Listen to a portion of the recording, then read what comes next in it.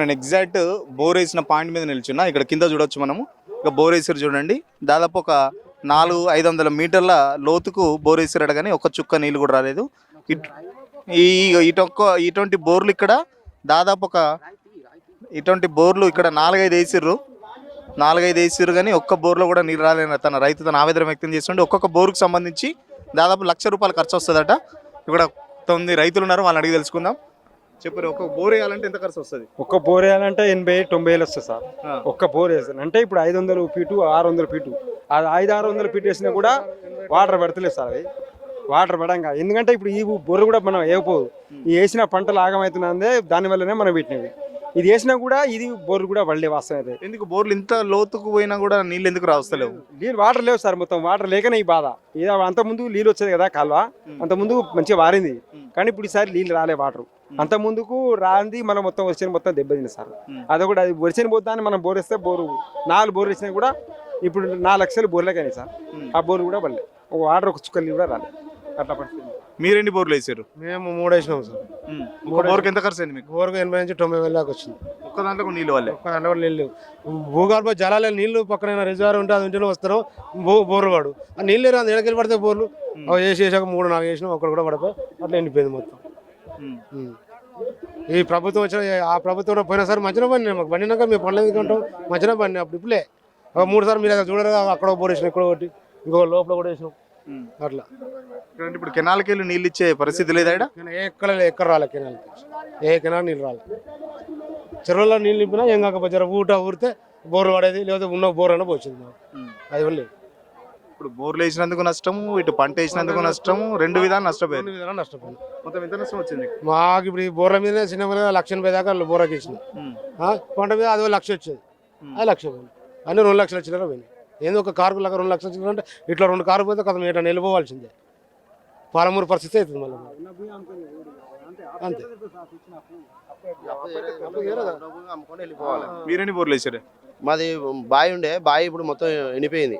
బావిలో నీళ్ళు వస్తలేవు. గంట అప్పుడు కాలువలో నీళ్ళు వచ్చినప్పుడు 6 గంటలు 7 గంటలు దొరికేది బావిలో. ఇప్పుడు ఒక 10 నిమిషాలు పసులో నీళ్ళ మందం దొరుకుతున్నాయి. మొత్తం ఘోరంగా ఉంది పరిస్థితి. కనీసం ఈ పొలాలు ఎండిపోయినాయి, ఆ బర్రపాలు పోసుకొని బతకంటే ఆ బిల్లులు కూడా చక్కగా వస్తలేవు. బోనస్ అన్న ₹4 బోనస్ అప్పుడు కేసీఆర్ ఇచ్చేది. ఆ పాడి రైతులు కూడా అక్కడ కూడా అట్ని చూస్తే అక్కడ కూడా ఇబ్బంది ఉంది పరిస్థితి. మొత్తం ఇక్కడ ఎంత నష్టం అవుతుందంటే, ఇప్పుడు ఎకరానికి దగ్గర 30-40 వేల పెట్టుబడి వచ్చింది. పెట్టుబడి పెట్టినాం ఎకరానికి పెట్టుబడి పెడితే నాటేసిన వాళ్ళకి 6,500, మందు బత్తాలకు, దున్నినోళ్ళకు, ట్రాక్టర్ కూళ్ళు, ఆ కూలీలకు అన్ని చేస్తే ఒక ఎకరానికి 40-50 వేల నష్టం వచ్చింది మాకు. ఇప్పుడు గవర్నమెంట్ ఏం చేయాలంటే, ఒక రైతుకు ఎకరానికి 30,000-40,000 ఆర్థిక సహాయం అందిస్తేనే రైతులు బతకగలిగి కొంచెం ఎంతో అంతో ధైర్యంగా బతారు. ఆ రైతు బంధు ఇదారు. ఎన్ని ఎకరాలు ఉన్నది మీకు? మీరు ఎక్కడ? మాది పెద్దమడూరు విలేజ్, మాది పక్క విలేజే. ఈ నుంచి 3 కిలోమీటర్లు ఉంటుంది.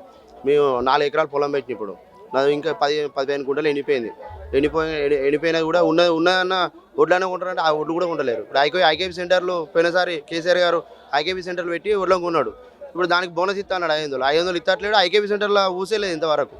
ఈసారి కొన్ని వేరే విలేజ్లలో చూస్తున్నాం, మరి రైతులు పంట కాపాడుకునేందుకు ట్యాంకర్లతో నీళ్ళు తెచ్చుకొని మరి ఆ పంట కాపాడుకునే ప్రయత్నం చేసి, మీరు అటువంటి ప్రయత్నం ఏమైనా చేసిరా? నేను మా పక్క పంట వాళ్ళు వాళ్ళది మామిడి తోట ఉన్నది, వాళ్ళకి ఎక్కువ నీళ్ళు అవసరం లేకుండా వాళ్ళ నీళ్లు కొనుక్కున్నా. 15,000 ఇచ్చి కొన్న నీళ్లు.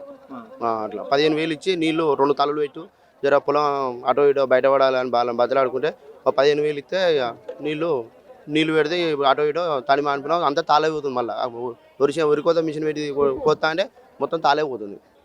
3-4 నెలల పంట ఎన్ని ఎకరాలు వేసారు, దానికి సంబంధించిన ఏ రకంగా రైతులకు నీళ్ళు ఇవ్వాలి ఏం కదా ముందస్తు అంచనా వేయడానికి ఎవరు లేరు. ఇప్పుడు స్థానిక ఎమ్మెల్యే కూడా ఇప్పుడు యశస్విని రెడ్డి గారు ఉన్నారు, కానీ ఆమెకు ఏం తెలియదు. వ్యవసాయం అంటే నాకు తెలియదు వాళ్ళ అత్త పెత్తానో కోడలు అలా తెలియకనే ఈ ముందస్తు అవగాహన లేకనే ఇట్లా అవుతుంది. ఇంకా రేపు ఇప్పుడు ఎకరం 2 ఎకరాలు 10 గుంటలో పండించుకునే ఒడ్లు అమ్ముకున్న రైతులు ఎవరైనా అమ్ముకుందా అని పోయినా కూడా ఇప్పుడు ఐకేపీ సెంటర్లు బంద్ అయినాయి. ఆ దళారు వ్యవస్థ మళ్ళీ వెనకటి లెక్క కోంటోళ్ళు కళ్ళ అక్కడికి వచ్చి 3 Paila commission 4 Paila commission cut చేసుకొని ఎంతో అడిగి వచ్చారు అమ్ముకున్నట్టు అవుతుంది పరిస్థితి.